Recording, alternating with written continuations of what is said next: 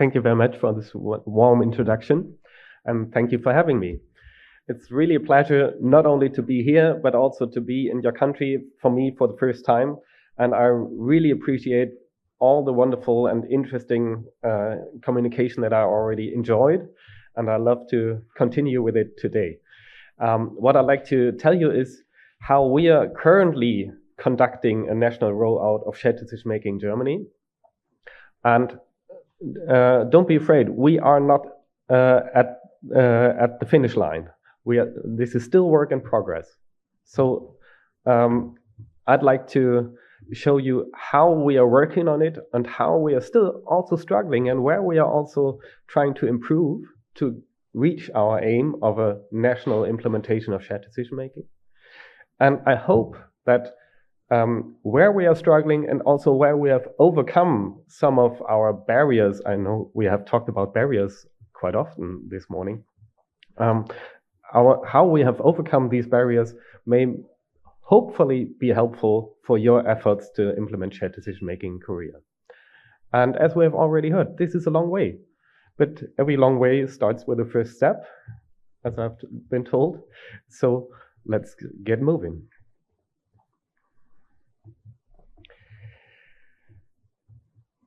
It depends how you talk about the subject you're working on. And determining how you define your subject means the first step to approach the way to reach your aim. And what is often done, at least in my country, in Germany, and in Europe in general, and in the US, or in Western countries in general, is that you see shared decision-making as being justified by ethical reasons already. So you don't need additional justification to do shared decision-making. And if this is the case, then you can simply start with the question, how then do we make this happen? And Anik has already told us several interventions that you can apply to increase the level of shared decision-making. So in this case, shared decision-making is the outcome of all your efforts. However, we have also talked about outcomes of shared decision-making. So we have talked about how does it affect the quality of care. And if this is your perspective, and typically, on the one hand, politicians, on the other hand, health insurance companies, and on the other hand, people who are interested in the quality of care, like entire healthcare units, like hospitals, or, for example, people who care about liability risks, like insurance companies who cover your liability risks, they are all interested in the quality of care. And if this is your focus, then you may, in addition, think about how is the connection between shared decision-making as an intervention to this very outcome that you are trying to achieve. Like better care, or maybe the same level of care, but for less resources or less money. And in this case, the question is, how do you then call, for example, a decision aid or training for doctors or for nurses or whatever? I tend to call them an implementation strategy. Okay? And this is the approach that me and my team take when we try to implement shared decision-making in a country. So I know of several groups here in Korea who work on the topic of shared decision-making. And depending on what you're currently working on, your focus may be, like I have demonstrated before, where you simply say, how can I make shared decision-making happen in nephrology? Or how can I make shared decision-making happen in psychiatry? Which implementation elements can I apply to make it happen? But there's also this overall approach of implementing shared decision-making as a standard in Korea. And if this is your perspective on the subject, then of course you should also think about how shared decision-making affects the quality and also the costs of care. And in the next talk after the break, you will hear from Karina from Denmark, how her STM-HOSP program helps to implement shared decision-making. And I will tell you about our German approach, which is the Share to Care program. And both are, in this terminology, implementation strategies to achieve as much shared decision-making as possible. Okay? And if we do this, we try to have an impact not only on one consultation. Today we have talked about a lot about the doctor-patient communication in detail. And this is, of course, wonderful because this is the core of shared decision-making. But our healthcare system consists of millions of these communications. And if you add them all together, this also means you change the entire healthcare system. And this is the perspective that I'd like to point on in my talk, which doesn't mean that the rest is not important, but I'd like to give you an idea how you can include systemic thinking to maybe also overcome some of the barriers that we have talked about today.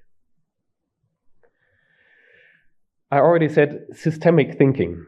And this, on the one hand, applies to how we speak to physicians and how we speak to patients and how we speak to nurses and so on. Originally, I was trained as a psychologist and as a psychotherapist.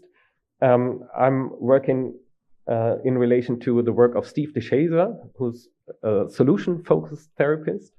And he's one of the founders of the solution-focused therapy. And this is one part of systemic psychotherapy. And this is very useful if you want to interact with doctors in a productive way. But there's another way of doing or applying a systemic perspective on our work, and this is called synergetics. And this means you look at entire systems, and the question is, how can you change entire systems in the direction that you prefer? And there are two German guys who have been very successful in laying the groundwork for this, Günther Schiepeck and Hermann Haken. I had the wonderful opportunity to spend 1 year in Spain last year, and from time to time I had the opportunity to spend time at the beach. And while my wife was kite surfing in the background, I took some photos. Imagine the entire scenery that you see is your healthcare system. And imagine within this healthcare system, you have one hospital. And what you do want is to make this hospital implement shared decision-making. And in synergetics, you often symbolize the state you want to achieve as a whole within a surrounding. So what you want to achieve is you want to attract your system element, in our case a hospital, to the state you prefer. This means you want to have this hospital to roll into this whole, and this symbolizes a state of shared decision-making. So shared decision-making is implemented in this moment. And this is good, and this is your aim, and so you're done. Are you? Well, the problem is within your healthcare system, there's not only this attractor, as we call it in synergetics, this attractor, which is shared decision-making, but there are also other attractors. And unfortunately, there's quite a large attractor, which is paternalism. Anik has already introduced the paternalistic viewpoint, which is, in essence, the doctor knows best. And if this is your conviction, then of course doctors make decisions, they don't integrate perspectives from patients, and that's it. And this is how you typically start doing medicine, because when you learn medicine, you learn about the body, you learn about illnesses, and then you learn about how this illness can be solved. And the next thing you do is you want to apply the one solution that you have in mind when you're a junior doctor to the very problem that presents in front of you. And this directly leads to acting paternalistic, because you say, you have this disease, I have this solution, let's do it. Okay? So the attractiveness as a solution, it's such a simple solution to simply tell patients what to do, makes this such a strong attractor in our healthcare system. And this means, in general, paternalism is favored by our healthcare system. And if you agree to this, then you don't have any problems in explaining how or why it is so hard what we're trying to achieve. Our system favors paternalism. This is the problem. And when there's a problem, there's always a solution. What we really have to do, it's as simple as that. We have to change the system. But there's a difference between simple and easy. It is simple, we have to change the system, but it's not easy to change a system. But nevertheless, let's think about it. How can we change the system? How can we make practicing shared decision-making more attractive than adhering to what we have always done, which is paternalism? How can we make this happen? Well, in terms of synergetics, the solution is, again, quite simple. We have to make shared decision-making the stronger attractor in our landscape. You know, the deeper whole that attracts a hospital to practice shared decision-making. And if you have a system that favors shared decision-making, then you don't have to do much instead of letting it happen. How can we do this? Well, first thing you do if you apply a synergetic approach is you think about what are the main actors or the main forces, or in our case, the main agents in our healthcare system. And of course, what immediately comes to mind is, on the one hand, healthcare professionals, which means doctors, nurses, physiotherapists, psychologists, and so on. And on the other hand, patients. I already added the public. I will come back to this later. But there are more agents, and one of these are healthcare units. This can be a hospital, can be a local healthcare center, can be a private general practice, whatever. But even this doesn't cover the whole story. Still, you have to think of the people who pay for all the party, because this is really a factor of influence.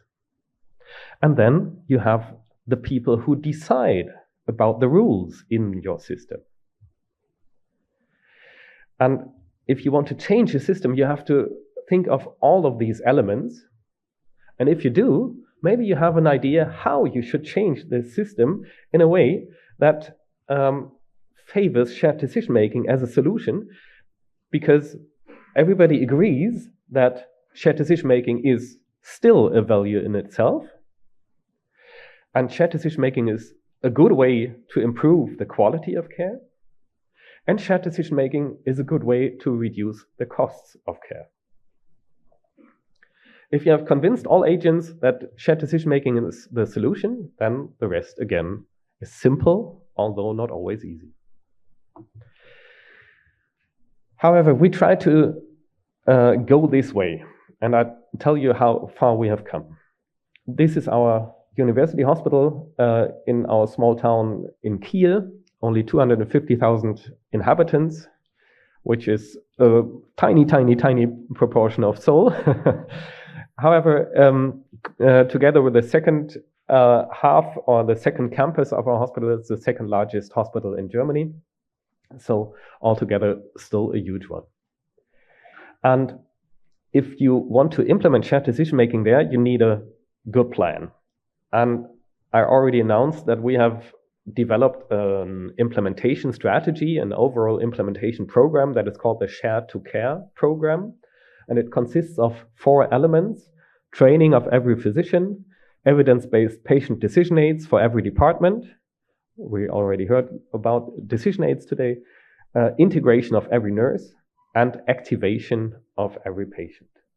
I will not go into details right now. If you want to know more about it, either read the paper behind this QR code, or I'm happy to answer questions if we have enough time later on. Okay? Also, you can read this wonderful paper. In the end, what we did, we created a standard. We created a certificate that proves that the Share to Care program has been implemented fully in one department. And the main criteria are at least 80% of the physicians within this department have to pass the entire Share to Care training.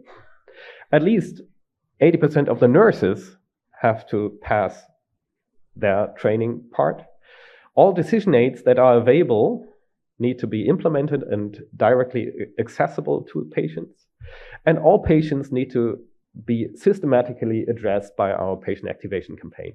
So basically, what we prescribe is do the entire Share to Care program, and if you do, you get a certificate, and this proves that shared decision making has been implemented in your department. We also prescribe that recertification and audit needs to be done every 12 months. This is quite short of a time, because if you have a criterion like 80% of physicians need to be trained, then 1 year later, of course, this may have changed because doctors have changed. They have changed departments. So you need to recheck in an audit if still, or again, 80%, at least 80% of the physicians have gone through the entire training. Okay? However, what we established was this certificate for full implementation of the Share to Care program. And with this, we did an implementation study on the one hand in our entire hospital, and evaluation of the effects. And what we wanted to know was if it is feasible to implement shared decision making in entire hospitals. And we have talked about this. Is this really feasible? Can we do this? Aren't there all these barriers all over there? Is it really doable? And on the other hand, do we reach higher levels of shared decision making after having implemented the Share to Care program to a level where you can certify a department according to the criteria? And also, what are the impacts on the healthcare system, and in particular on patient safety and on costs? Okay, so this is what all our study was about. And keeping a long story short, it was feasible in a way that we could prove that it is possible to implement it in 17 of the 22 departments. And 17 of 22 doesn't mean that there's a systematic problem in some departments. There was only this tiny problem of the pandemic that hit right in the middle of our efforts. So we really struggled to make everything happen nevertheless. And of course, doctors were quite busy with different things than shared decision-making training and so on. However, we made it in 17 departments, so that 17 departments were certified in the end. And process evaluation told us that clinicians overall liked it. And also one important thing, it didn't take longer in the end. Consultation time increased during the implementation process, while physicians needed to adapt to this new communication style. But afterwards, they had higher structure within their communication, and thereby came back to the prior level of their consultation length, and even a little bit below. So what I can definitely tell you is that it doesn't take longer if you do it completely. If we had gone only the halfway, then I could tell you, well, it takes longer. But if you get familiar with shared decision making, it doesn't take longer. Regarding efficacy, in short, it worked. This is a patient-reported outcome, the perceived involvement in care scale, and we had a significant increase of the shared decision-making level after the implementation. And in the control group, we did not find any improvement. And interestingly, this is across all departments and across all possible diseases. We did not select single diseases that were somehow more applicable to shared decision making. We simply randomly selected patients, and overall we had this effect. Although there may have been patients within this sample who didn't make a decision at all because they were only in our hospital for checkup, you know? So these are still within this sample, so you can believe that this is rather the lower level of the effect. In addition, we applied the MAP-SDM observer instrument, and again, we had a large effect on the level of shared decision making. Again, across several departments. There were two further instruments, and to keep it short, the same pattern.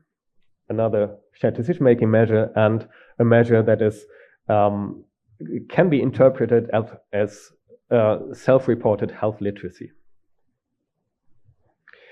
Okay, so what we know so far is that we are able to increase shared decision making in hospitals. But these are not necessarily the same arguments that you need to also convince payers and policymakers. So how can we convince them? I told you already that we also evaluated the effects on resource use, quality, costs of care. And what I can tell you is that we compared the development in Kiel, which is in all slides here, the red line, and the average across Germany. On the left side, always T0 is always before implementation, and T1 is after the implementation. And whatever parameter you look at, you have an improvement in Kiel compared to the rest of Germany. The levels may be different. This may be due to different case mixes in Kiel compared to the rest of Germany, but every time the development points into the right direction. So we need less medical imaging after implementation of shared decision making compared to the rest of Germany. And we have less hospitalization in Kiel compared to the rest of Germany. And we have less emergency admissions with shared decision making compared to without shared decision making. So this is about patient safety, if you want to sum up what you have seen so far. And it doesn't surprise you that this also translates to cost savings. Because if you do less imaging, if you have less emergency admissions, if you have less hospitalizations, then of course you have less costs. And the good thing is, you not only have slightly reduced costs, what we really could show that our Share to Care program saved much more money than it costs us to implement it. In fact, for every euro that we invested in the Share to Care program, we got several euro back. In this case, or in this regard, you can call it cost effective. And with this insight, you can work also on a system level. Because looking on a hospital, you have to think that in the beginning, it may be the case, or it is the case, that a clinic that implements shared decision making has additional costs. It takes time to train all the physicians. It takes time to adopt to using a decision aid. It takes time to adjust some processes and so on and so on. So in the beginning, you need more efforts, more resources. However, if you then have the result of more shared decision-making, more patient safety, increased health literacy, and less intensive treatment choices, then in the end, health insurance companies in the German system, and I was told also in the Korean system, or the healthcare system in general in other states, save money by the use of shared decision-making. And if they save more money that shared decision-making costs, then the solution is easy. You can share the savings.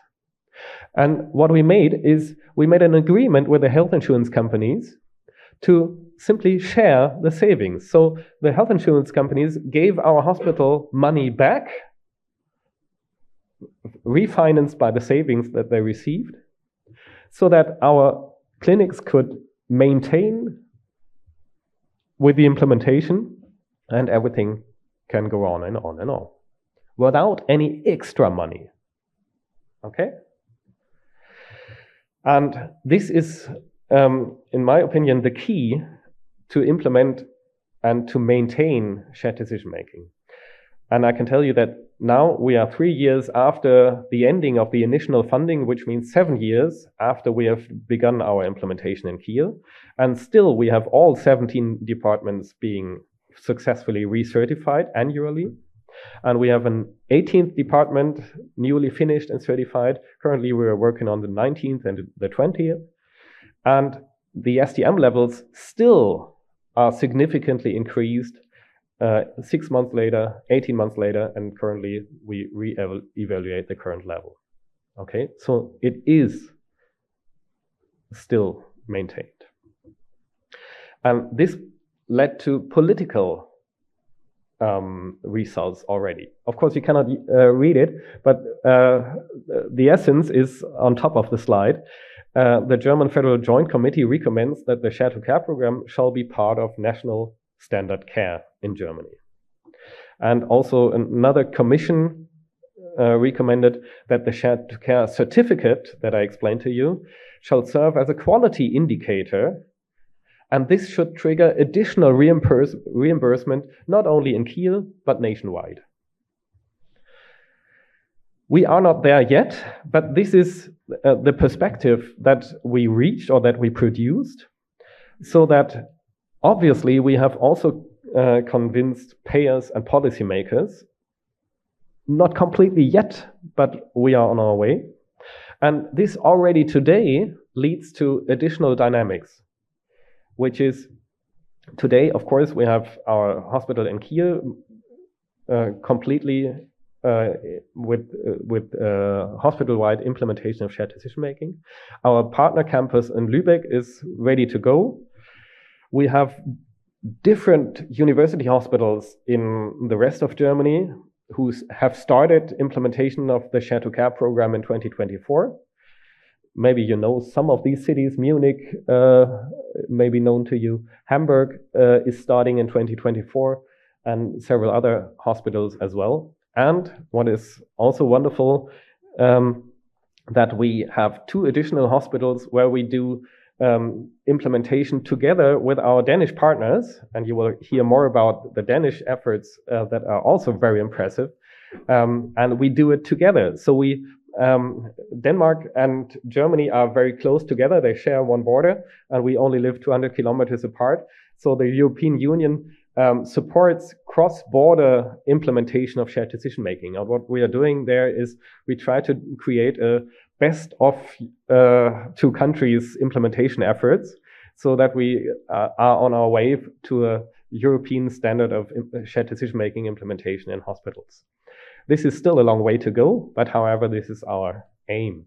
And there are 2 hospitals on the German side where we implement shared decision-making according to this modified Share to Care program. And on the Danish side, there's also elements from the German side that are being imported to Denmark and vice versa. So we try to help each other in our implementation efforts. And also, since I spent 1 year in Tenerife in Spain, we are currently implementing shared decision-making in a hospital there. In addition, it's only this line below, but I have about 200 hospitals waiting for this national implementation of this reimbursement scheme. So they frequently ask me, can we start now? We are waiting for this law that signs this reimbursement scheme into law all over the country. And I say, yeah, I do too.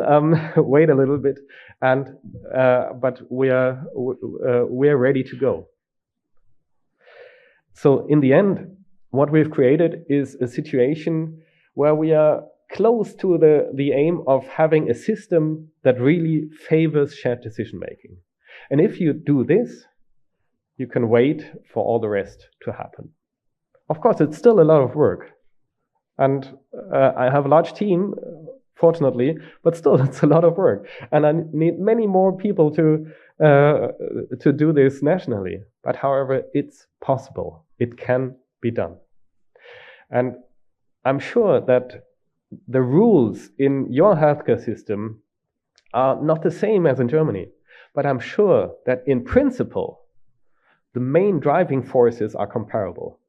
You also have people who pay for everything that happens in your hospital and for everything that happens in your private practice. And it makes a difference if something is being paid or if it's not. Currently, as I've been told, communication is not reimbursed in your system, or at least not very well reimbursed, but instead the treatment alone is reimbursed. This was the same situation as in Germany. However, we implemented a reimbursement for communication alone, so that investing more time in communication is not only rewarding in an ethical sense and in terms of quality, but also financially. And of course, you need to think of everything altogether to enable physicians and entire healthcare units like hospitals to change their behavior and to change their workflow, so in the end to make shared decision making happen. So together, summing up, what we do have is a feasible implementation program that is cost effective. We have an accepted quality standard. This is very important, so that you can say, okay, this is shared decision making. And you can discuss about it. And of course, this is this set of indicators. I tried to reach a national consensus. I had many conversations with the other researchers on shared decision making in Germany. I'm far away from being the only one. But we agreed that this can be seen as a proxy measure of shared decision making. And if you get this proxy measure of shared decision making being accepted by payers, like, for example, health insurance companies, then you reach the important stage. And in the end, if you have then established this reward system, then shared decision making may start to get into a self-propelled national rollout. And this means the system favors shared decision making. This may be kind of a theoretical approach, but I hope that if I tell you that it has also already translated into real clinical reality in Germany, that I convince you that this is maybe something that can be replicated in your country as well. And I'm sure there will be differences, but I'd like to offer you my help in establishing a similar dynamic in your country, and I wish you all the best for it. Thank you very much.